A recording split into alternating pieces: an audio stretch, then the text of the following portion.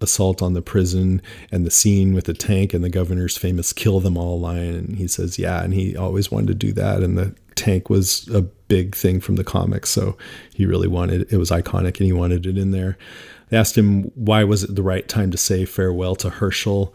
And he says, from a story standpoint, they lost the prison, they lost their home, civilization, and Herschel was the embodiment of a civilized and humanistic approach. This episode and where the story is turning is what happened when all that is taken away, especially for Rick. Herschel was the driving force beyond Carl and Judith to Rick's change when we joined him at the beginning of the season. Everything he tried to achieve had been taken away from him over the first 5 episodes, and now he's lost the person who walked him through that. So basically, I guess he's saying that that's going to be important going on. Rick and Carl presume baby Judith is dead. There's a lot of blood in that car seat. Is she really dead? He says there are a lot of walkers around there as well. It did not look good, and I don't want to say one way or another, but what you see tells a story. So hopefully that means that we'll see what happened, and maybe like one of those other little kids got chomped while he was moving Judith or something. Yeah. What a pretty story. So. Yeah. Okay. The group was forced out of the prison and is on the road again. Where do they go from here? I can't say. If you know the comic, there are a lot of differences from the comic that we do and a lot of differences that we have to do. There's going to be a lot of familiar stuff, brand new stuff, and remix stuff. There's some things where you will totally know them and hopefully be expecting them, and then there will be stuff that's brand new that you have no idea if it's coming, but it will circle around to moments from the comic. So basically the same things that they've been doing this whole time. Daryl learned of Carol's banishment. What can you say about her next appearance? She's going to appear sooner or later, but I can't say much. There is a bit of, well, that's confirming something because we don't know. Yeah. For sure, right? I mean, I guess we were pretty sure, but we don't know for sure. He says there's a bit of time from when we saw Merle on the roof in Atlanta and when he rejoined the story. For example, they say, we still don't know who was feeding the rats at the prison's fences. Is that something that's still on the table in the back half? He says, we will absolutely find out more about the rats and the person who seemed to dissect that rabbit, I guess it was a rabbit. Oh, rabbit. That Tyrese found in the tombs. So he confirmed that. And then finally, they say season 3 moved at a breakneck pace and season 4 was more of a slower character exploration. Will the back half of season 4 have the same pacing as the first 8 episodes? He says the back half of the season has a wildly different structure to it. It's a very different set of stories, and it's very unlike the first half of the season. I can't say without giving stuff up, but it's very different. The same story priorities apply. There's a lot of character exploration, but in a very different way. In some ways, the story moves quicker, but in a really different manner. As soon as you see the first episode, you'll figure out why and how. Episode 10, the second one back in February, has a super unusual structure that I'm very excited for people to see. It's very different than the first half. They say, so flashbacks? He says, kind of. So that could be interesting. I hope they do flashbacks. All right, we'll take a little break. There's more to come. Stay with us. Bones, groans, grunts. Brains. I decided we're going to start reading first and last names. So if you don't want that, you should let us know next time. But sorry to all the people from today who don't want that. You go first. Okay. You want me to read this name, huh? Yeah. It's a real name. This is David, I'll say Asmus from Germany. He said, finally, they did everything right. Loved the mid-season finale. One of the best, most cruel and violent episodes ever. This is what the season 3 finale should have been like. The prison standoff going awry leading to Herschel's death was the hardest thing to watch. From that point on, it got really dusty in my room and somebody decided to cut onions because the rest of the episode is kind of a blur. That's adorable. You know what? This is why we shouldn't read last names, is because I'm going to mess up the last names. I asked on Facebook, do you want us to read last names? And Gracie Lou was like, yes, because I want to hear you butcher everyone's last name or something like that. This is from Chris Erdley, who writes, I think it's Erdley. Now that the prison is over, I wonder how they will revisit the whole rats thing. I am going with Bob on this one. I feel like his previous groups died because somehow he sabotaged them. And why do you think it was so easy for the governor to shoot Penny 2.0? That would be interesting if this whole Lizzie thing is just some misdirection, because at this point it is getting to be pretty obvious that they're pointing in that direction. Yeah. And then it turns out to be Bob who did it. Right.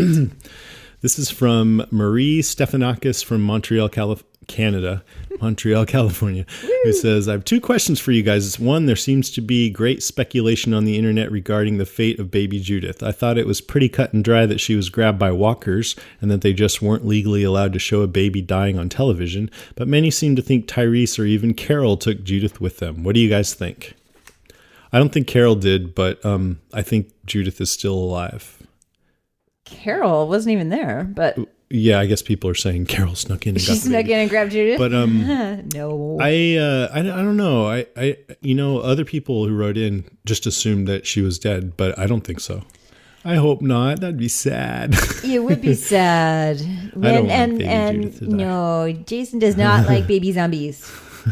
I just don't want her to die either. No, even of if she course not. was a nice meal for a zombie, I don't think that would be very cool. Succulent. Number 2, do you think we'll be seeing the Chalmers sisters again? Their stories were left open-ended. According to IMDb, Elena Masterson, who plays Tara, is supposed to be back later this season. Not the most reliable source I know.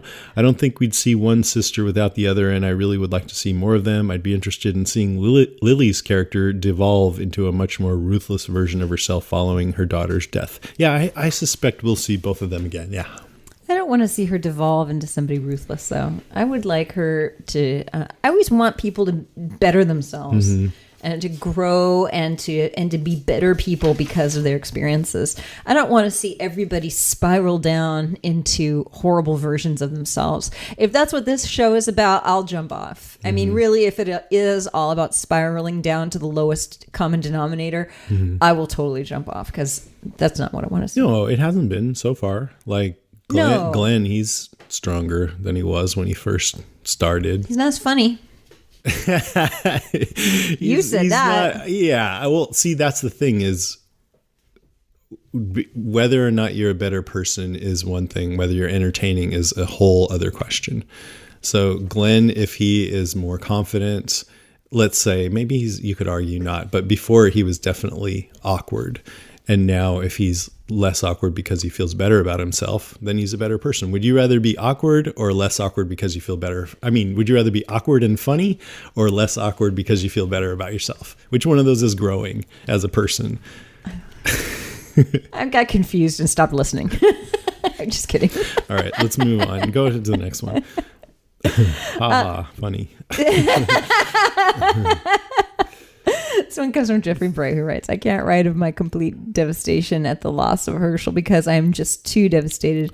I can't even rate this episode. How do you rate the loss of such a great character and an even greater actor? Herschel tried for so long to get Rick to see that you can come back from everything you've done or was done to you. I'm glad he was able to hear that from Rick before he died. The smile on Herschel's face when hearing these words was just so heartbreaking. I only hope Rick can believe that now, although it doesn't look likely. Yeah, that's the thing is like maybe Herschel was happy that Rick learned, but maybe Rick just unlearned something. Yeah. We don't know. I also wanted to say that I rewatched all of season 4 this weekend before the mid-season finale, and I really think that the 2 Governor episodes that were many weren't on board with worked better as a whole as opposed to weekly episodes. I wonder if others found this to be true as well. Matthew Weiner had mentioned this once in an interview when talking about the episodes of Mad Men. Many people nowadays marathon watch episodes, and while some may not stand well on their own, when viewed close together, it works really well. I think when people rewatch the season 4 episodes back to back, these episodes will be seen in a different light and more positively. I mean, I loved them, so... What do you think about that? I like that. I'm going to do it. You hated them. I didn't hate them. I just hated the last couple. That's what he's talking about, the last couple. Well, yeah. I'll rewatch them. Hell yeah.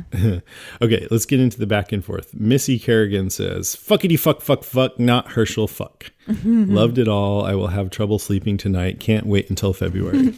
Lisa Ott says, awful, intense, emotional, brilliant episode. That's a good way to put it. Drea Age says, Andrew Lincoln was not wrong when he said this is the best episode of the whole series. I laughed, I cried, I screamed, I cried some more, I gasped, I cheered, and like after a good romp in the sheets, I wanted to spark up a cigarette once the end credits began to roll, but alas, I quit, so I packed a bong instead. I hope it made you feel better. Matt Whitehurst says, I have 2 predictions on where some of the prison group went. Tyrese went with the children on the road, but they save Judith before leaving the prison, Daryl and Beth will find Carol on the road. Oh, I like that. I hope they do. That'd be nice. I bet you with everybody scattered all around, it wouldn't be too far-fetched to think that they might run into Carol on the one Georgia road. Wouldn't that be nice? I would like that. It'd be nice. I mean, who would be the worst person to run into Carol? I guess Tyrese, if he maybe that's what'll happen. Tyrese and the girls. And then he'll kill Carol in front of the girls. But he doesn't know. Then Lizzie will say... But Tyrese doesn't know yet. Oh, that's right. And maybe Carol ruined won't my tell fantasy. him. Jesse Gonzalez says, I love seeing some emotion from... maybe Carol will say that he did it so that Tyrese won't blame Lizzie. Anyways, pure speculation. Jesse Gonzalez says, I love seeing some emotion from Carl finally. He took out some of his anger on that walker when he unloaded his rifle into him. He sure did. Yeah, that was touching. Oh, my goodness. Abimael Quinones? I bet you that's close. Maybe. Writes, when Rick began his speech, I was without speech and cried my eyes out till the end. It's amazing what a show can do.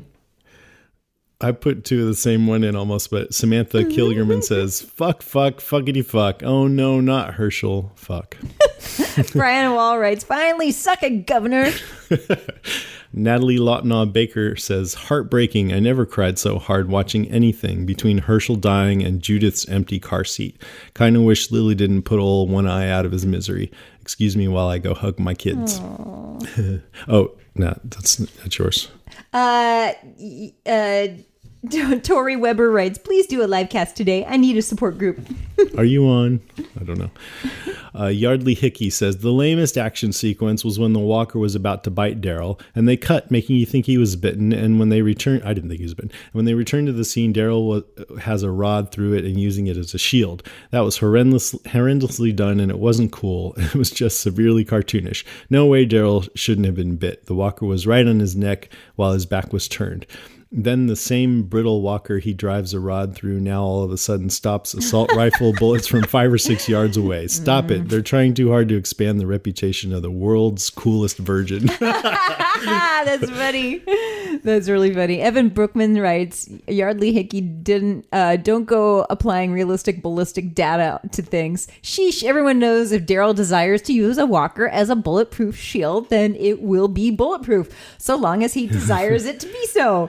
There were elements I liked and some I did not. Some of the weapons handling made me a little crazy also. I'll bet. That one by Yardley kind of reminds me of the woman from Misery when she's got the writer all locked up in her bedroom and saying, you cheated in that book because it made it look like they were going to die and then they lived or whatever. Right. And she whacks his foot and breaks his leg in half. Megan Dively Lehman says, I was feeding the baby, she has a new baby, when they found the bloody car seat. I think I squeezed him until he popped and now we're both traumatized for life. David Fries says, AMC, please don't fire your showrunner over the break. Sandra Pizer says, they chickened out on Baby Zombie once again. And yay. Keith W. writes, sorry kids, the governor just canceled Christmas. Wojciechowski. Keith writes, sorry kids, the governor just canceled Christmas. Because he killed Santa. Okay. Sorry, I butchered your last names. You're going to be hearing that phrase a lot. Yes. From now on. So we got a ton of calls. I'm going to play several of them, but I can't play them all because it would be another hour. So if you didn't get yours played, just sorry and try again some other time. Yeah. So here is our weekly haiku review from Corey from Australia. Mid-season final. Awesome fucking episode. Governor is dead. Don't get bit. Thanks, Corey. That was our haiku review from you. Love you. This is Riley from somewhere, Urbano, I'm sure. Hello. This is Riley in Urbana, Ohio. Urbana. And I just wanted to know if you guys think that the little girl is going to die with the governor because she's in danger right now. So I just want to know. Which one do you think she's talking about? I don't know. Judith? There's a few little girls. There's a lot of little girls. And no, I don't think any little girls are going to die. Because little girls are wonderful and special and precious. Yeah, Lizzie and her Except for Megan. sister Mika were with a girl and a boy. Two little We red were shirts. saying we hadn't seen a boy before. Maybe that girl's dead, but I don't think any of the other girls I are don't dead. think any of the girls, except maybe Judith. And Megan's dead. Okay. Thanks for calling, Riley. Thank you. Yeah, call back sometime. Sweetheart. This is Dominic from Las Vegas. Hey guys, this is Dominic in Las Vegas, and I am absolutely just destroyed over this episode. I quit smoking 6 months ago, and I am actually outside of my porch. I stole a cigarette from a friend because I had to have one. It was either that or I was going to bite my own fingernails off. Amazing ending to a half season.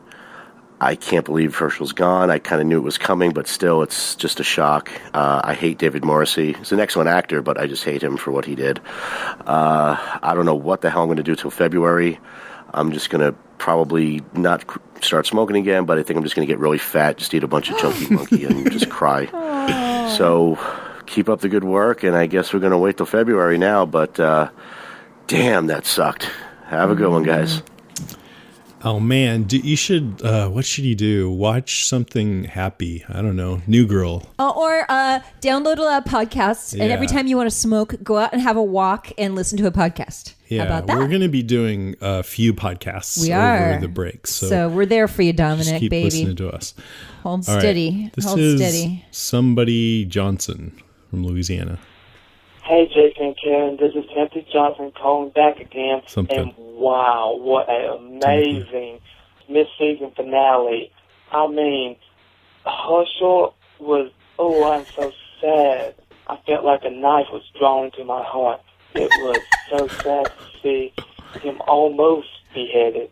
And then he does it while he's on the ground. But Rick getting beat up, everybody splitting. Oh my God, just chaos. And Lily killing the governor. It was just insane. This is my favorite episode of the show yet. And I can't wait for it to come back. They did a good job of wrapping things up for this. And I was not expecting we would see a kid killing an adult. That was shocking. 2 adults. Yeah. Anyway, I hope you guys were as excited about this episode as I am right now. Anyway, I like to give you my zombie sound. Here we go.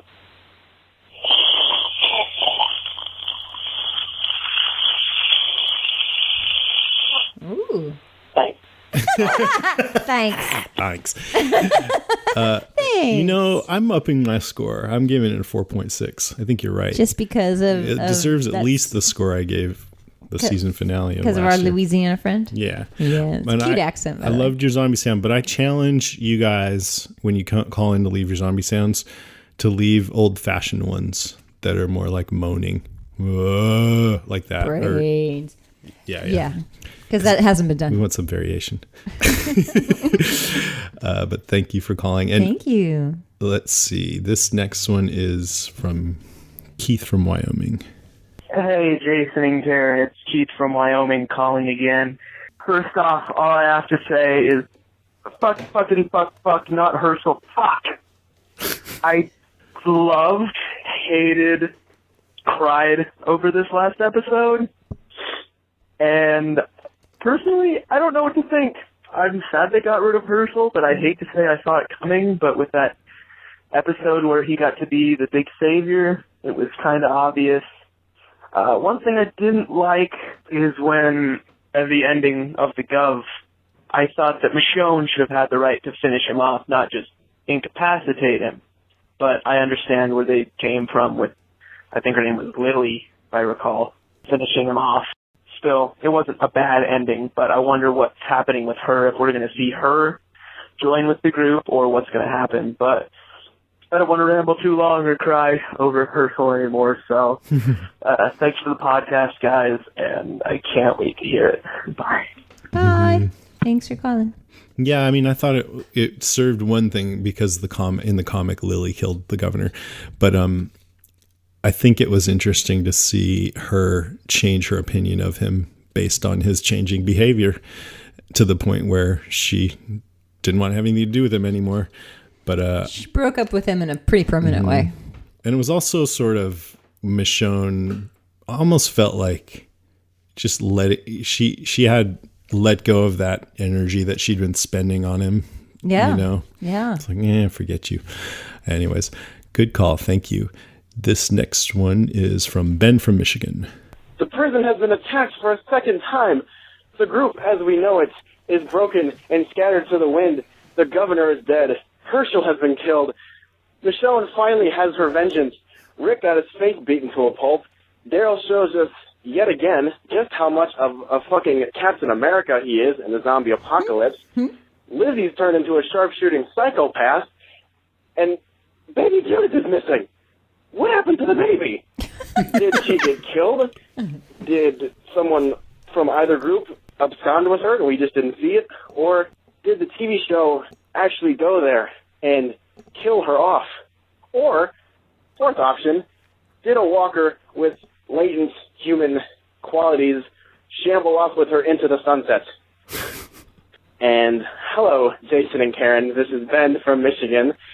Hello, Ben. The one big thing that I can take away from this episode is that even though it felt like a finale, some people say that this is what we should have gotten for the finale of Season 3. I'm so glad we got here. We got some fantastic nods to the comics.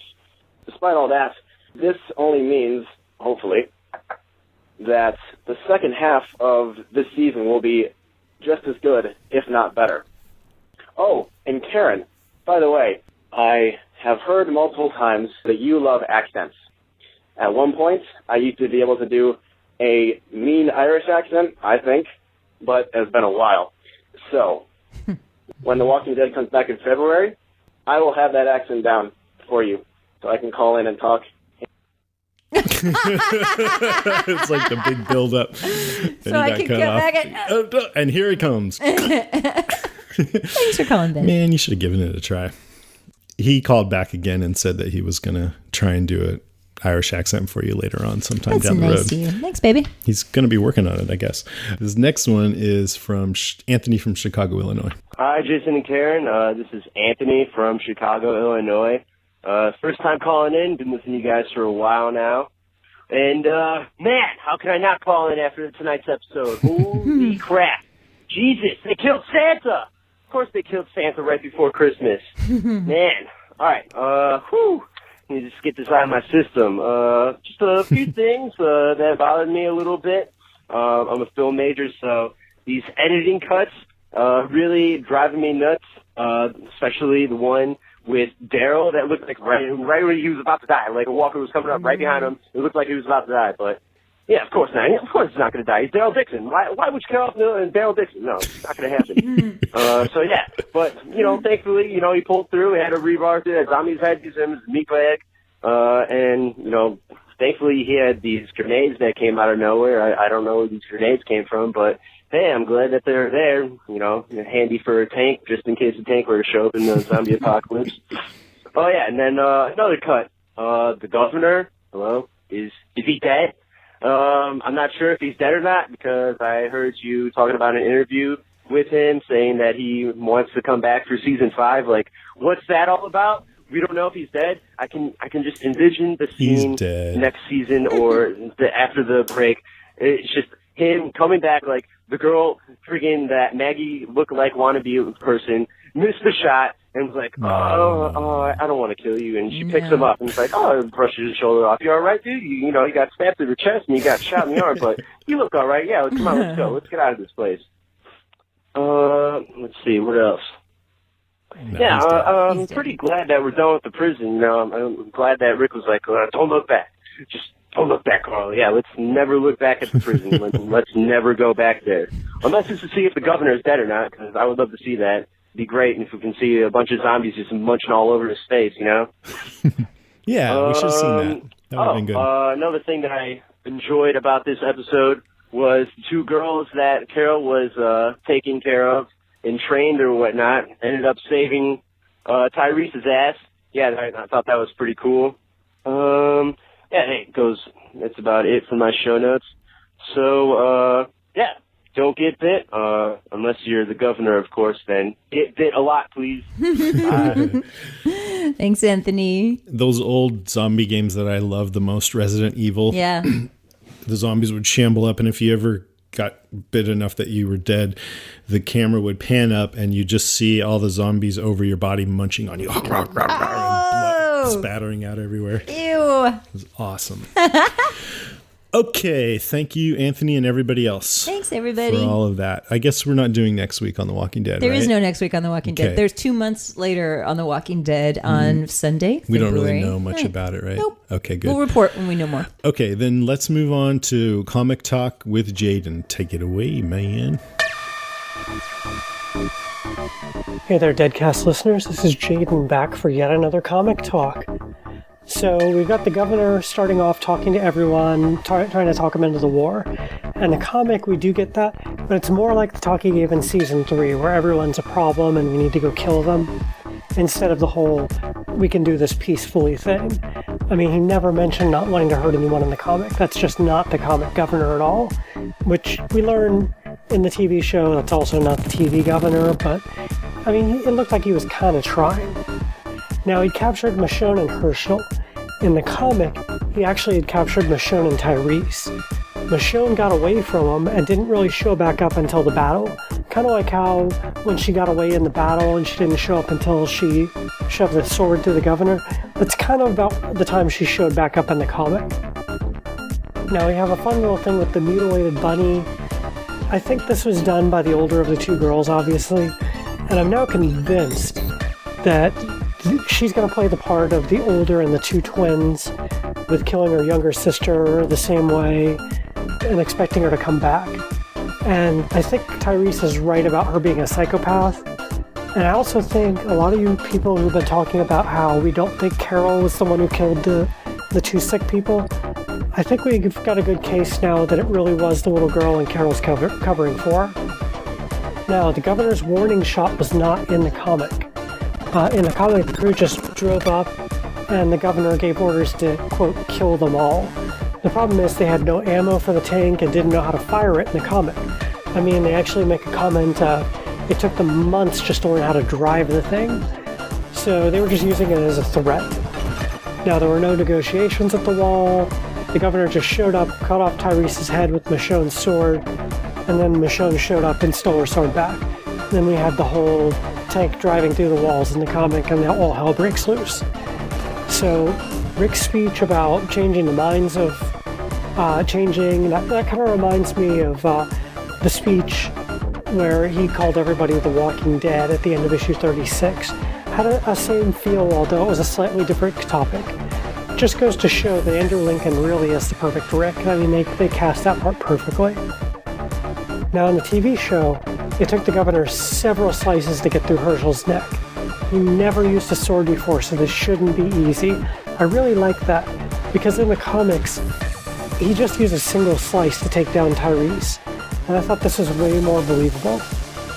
So once the gunfight breaks out on the show, we finally hear the governor's kill them all line.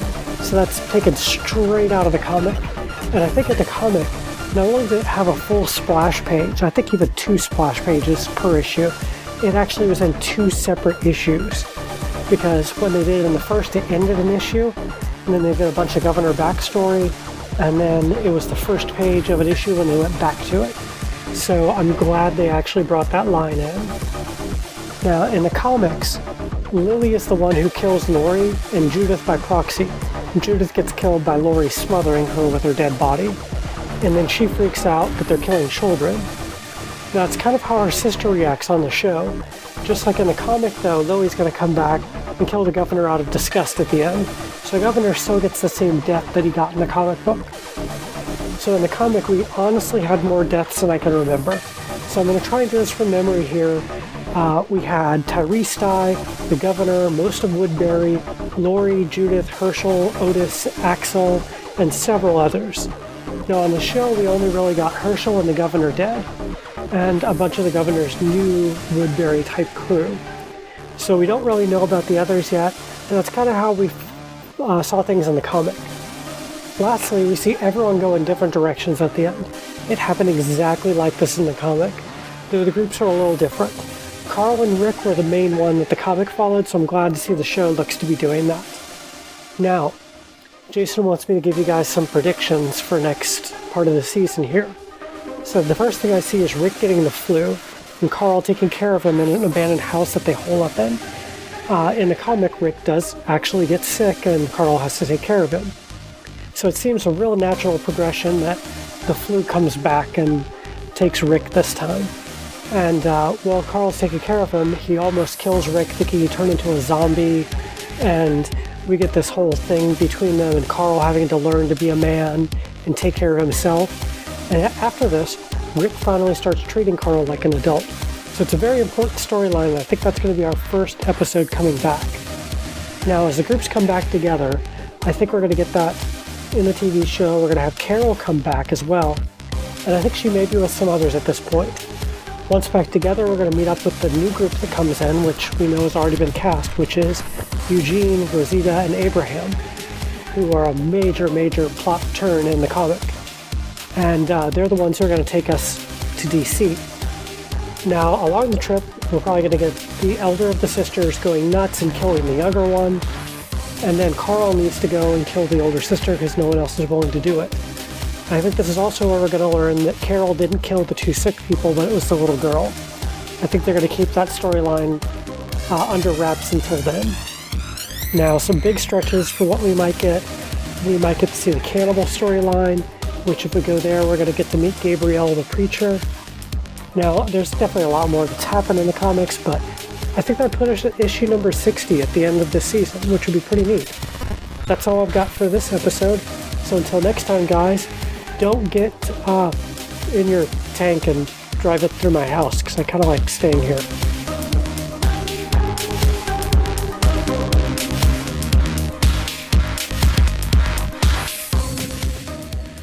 All right. Thanks, Jaden. I'm Thanks, sure that Jaden. was totally awesome. Even though I haven't heard it yet. Now we're doing our Under the Comic covers with Gracie Lou and Mr. Blog, because issue number 117 came out last Wednesday, November 27th. Take it away, guys. Hey, everyone. I'm Mr. Blog. And I'm Grace, and in this episode, we go under the comic covers of Walking Dead issue 117. Yeah, it's a good one. I enjoyed it. What did you think? I enjoyed it as well. Fantastic. So I guess we're going to go ahead and just kick into our top three. Let's do that. You want to go first this time? Ooh, okay, sure. Let's see. My number three is actually something that we've brought up, I think, in the last two, but I'm just going to keep bringing it up until we're blue in the face. Okay. The artwork.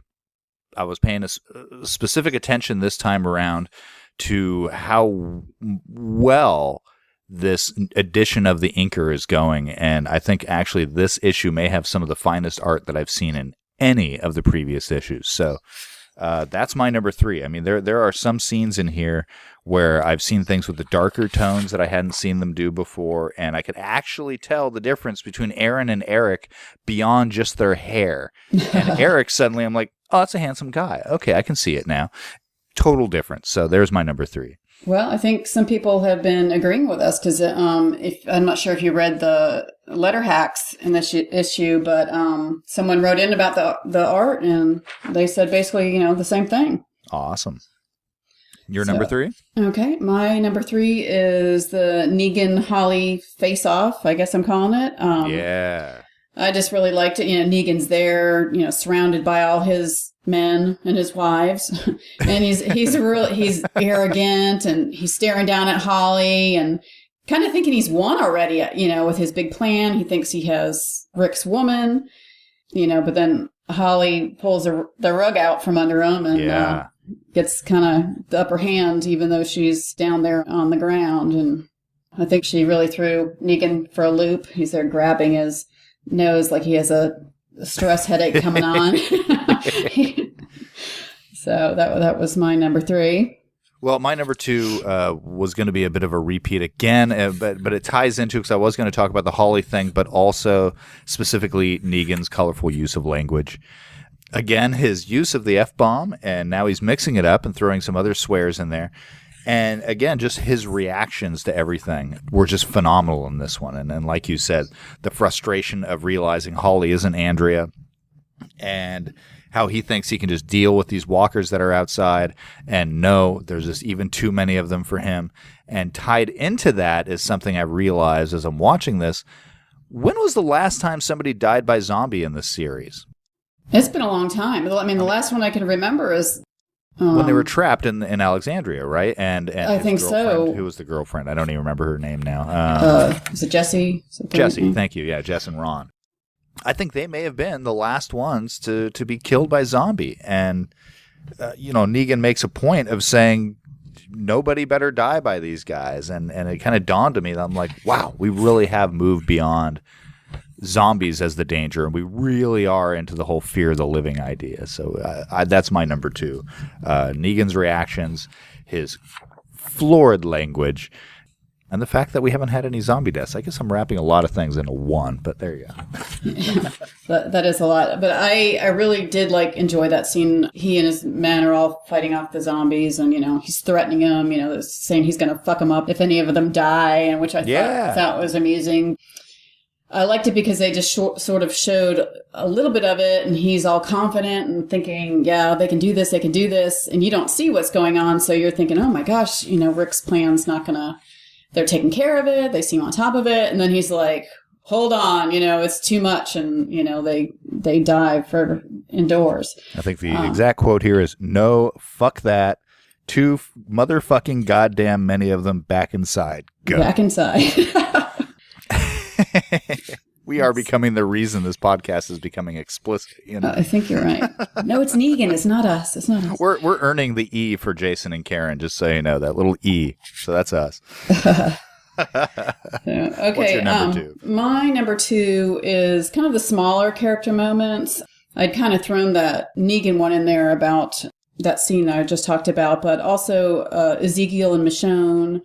The more I see them together, the more I really like them as a couple. I thought it was great seeing them out there fighting off the walkers together, and they had each other's backs, and they had the back and forth, and I enjoyed that. And then we had Rick and Jesus, and they're worried about Holly, and also Heath and Aaron and Eric, and Heath seemed very upset, and, it's like, victory, right? Woohoo, Yeah. He was really feeling that, worried about Holly. And I liked that. I liked that they showed that they were worried about her.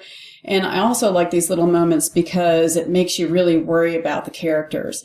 That not everyone's going to make it. I'm worried. I'm enjoying Michonne and Ezekiel. So it makes me worried about Michonne that she's not going to make it. There was a very nice tone to that whole little segment where we go back to our Alexandria, our heroes, our survivors, if you will. And yeah, there was some worry. There's some cute moments. There was a nice mix of things, and it did feel very human, very real. And I like that as well. I do. And I feel like I worry about them more in the kind of slower moments, or when we have more of the back and forth dialogue, as opposed to when they're out there in the action. And I don't, maybe because I'm wrapped up in the action, but I really, it hits me more, I think, in the kind of the slower moments, or the, when you get a lot of the dialogue. And in your number 2, I couldn't really make this any one of my individual number 3s, but we got the tiger in action. I loved it. And in a way, I felt like it sort of answered this long-running question of, do animals get infected? And I think we've always assumed, no, they don't get infected. Now we have outright, boom, here it is. Ezekiel says it. They're not affected by it. Loved it. And don't smell her breath. And then Rick coming up and like, am I okay? I'm standing here next to a tiger eating something. I really like that. I thought that was great. Yeah, that was funny. And, I'm still not a Shiva lover, but, I enjoyed that scene and her part in it. And I hated it. When we first saw Shiva, I hated seeing a tiger in The Walking Dead. And for whatever reason, I'm a complete 100% convert. I love that cat. I get such a kick out of it. I am a sucker. Whatever. I just get a kick out of that damn tiger. Ezekiel has warmed up on me so much. I mean, I'm so warm to him now. I'm the same way. Are awesome. So, my number 1 is Negan's moral code. This is going to tie in a little bit to what we're going to talk about in a minute with an email that we got. But I'm fascinated by how they are depicting Negan as a very... he has a very strong moral code that he demands of his people and he demands of himself. It is questionable, of course, as to how he goes about enforcing this code, but it's a pretty strong one. And the fact that when we get to that end and David is attempting to rape Holly, you don't fuck around with Negan. You know, he has his rules. You break his rules, there will be punishment. And he seems very interested in the concept of crime and punishment. And it's making him an extraordinarily three-dimensional, very well filled out character that is becoming just such an interesting person to watch. So there's my number one, is his moral code. Yeah, he definitely has his rules. Yeah. I'll give him that.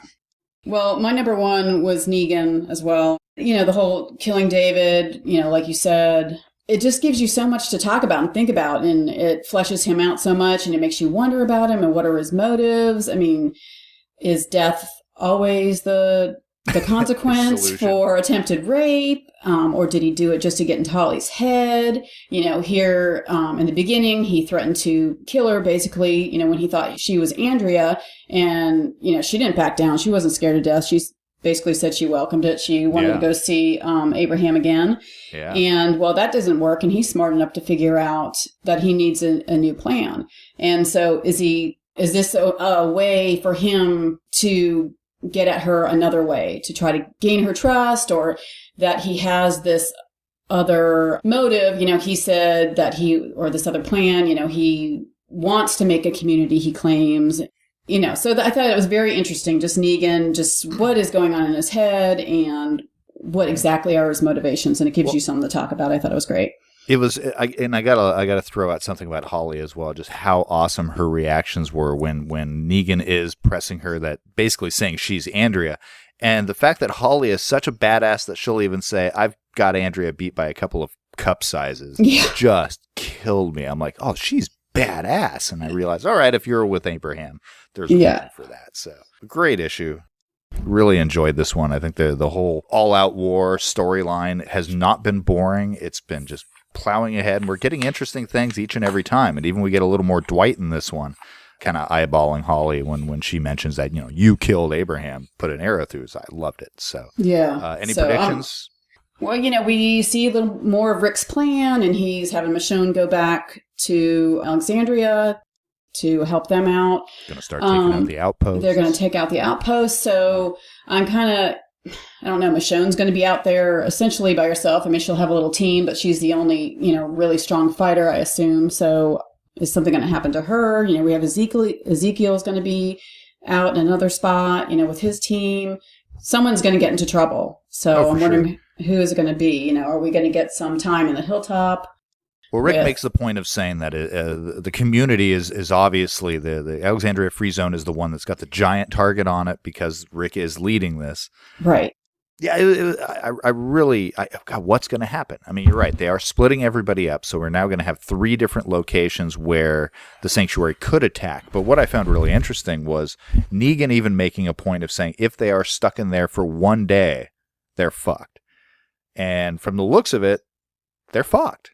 Yeah, it doesn't look like they're getting out anytime soon. No, but maybe they'll get word to the outpost. So we're a quarter of the way through this thing, and we have a ways to go. We have a ways to go, but we've already had the first attack on the sanctuary. We see plenty of Rick's plans. He's now going to, I love it. They're dividing it up, taking out the outposts. When is the attack on one of the communities going to happen? That's what I'm waiting for. And how much a play is, you know, Holly going to have in this? You know, I'm still worried about her ratting out about the bullet manufacturing and all that. So we'll see. We haven't even seen what's happening to that. So that's hopefully something's going to bear fruit on that. And that's exciting. So as I mentioned earlier, we did get our first email, which I was very excited about, and it was fantastic. Woo-hoo!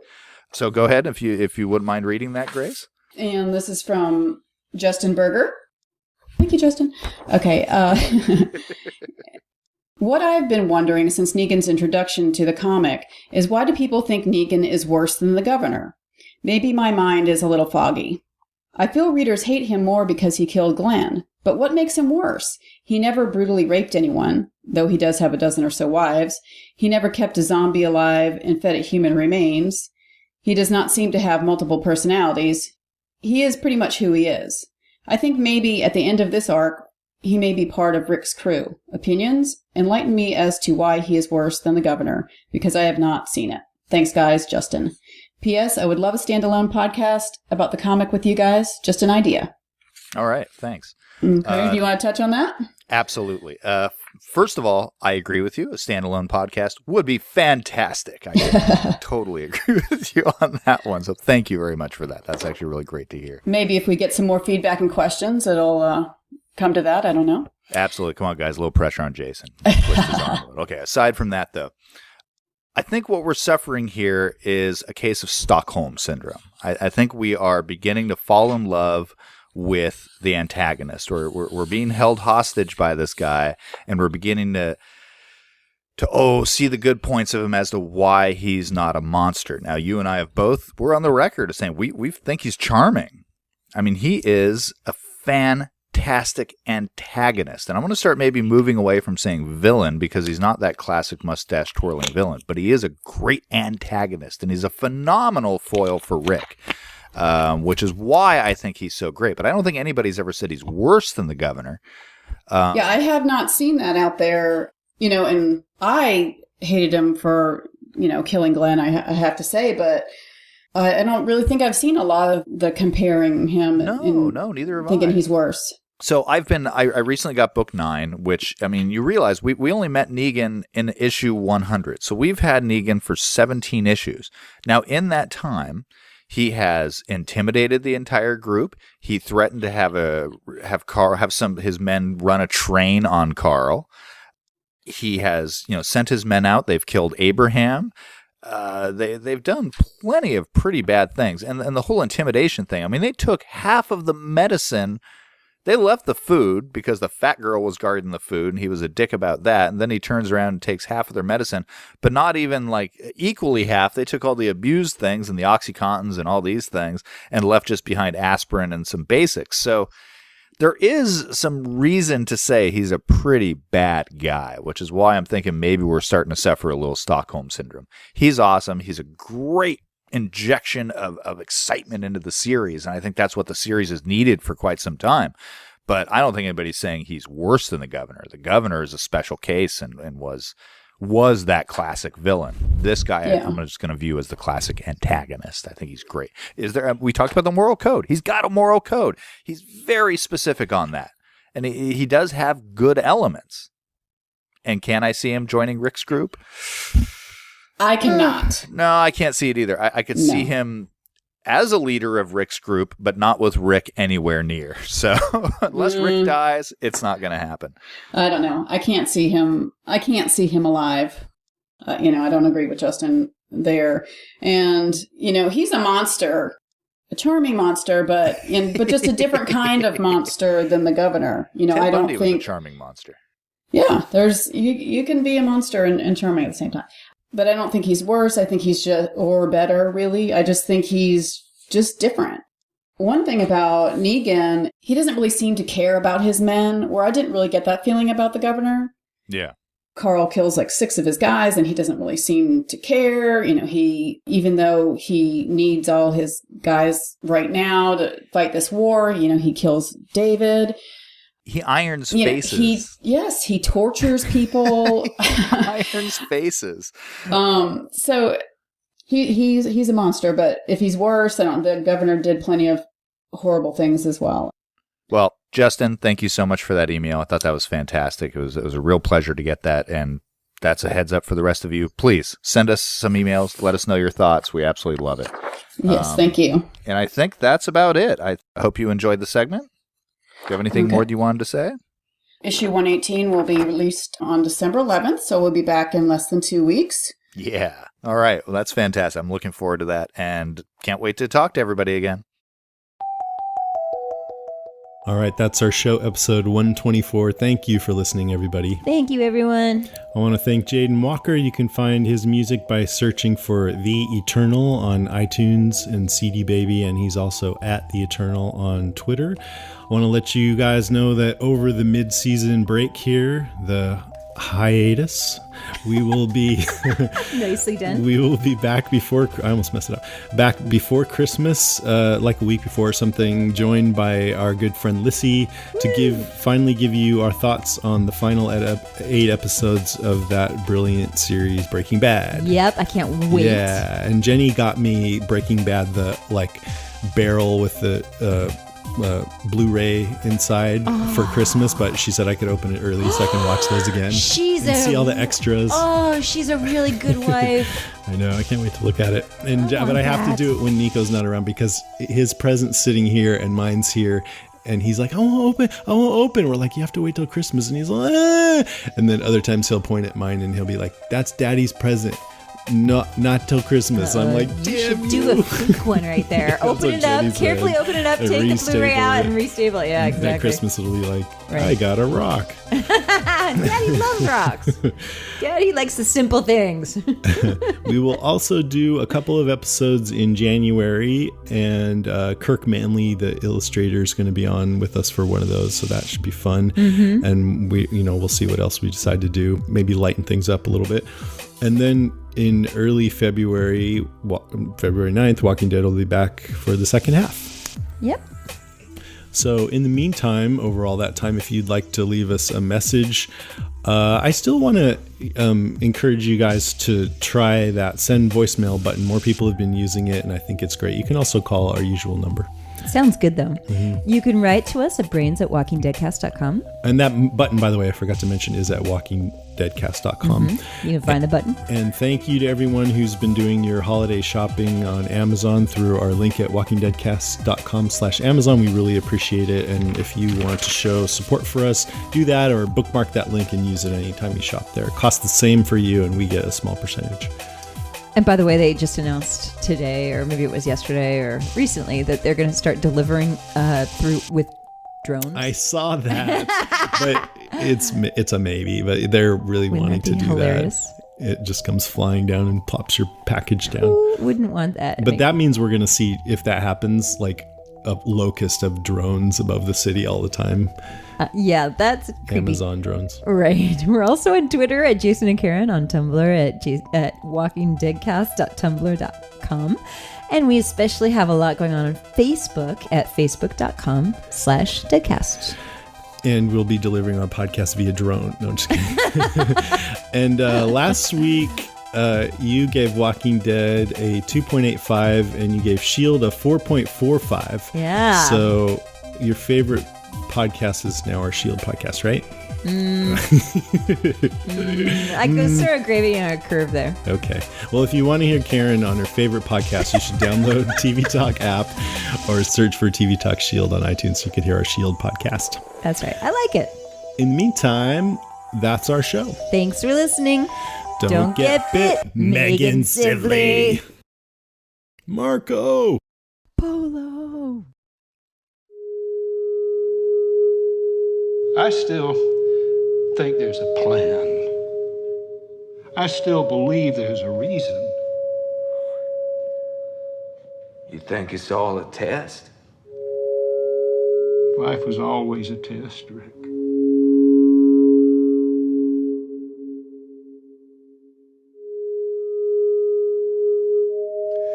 You're like my own son, Glenn.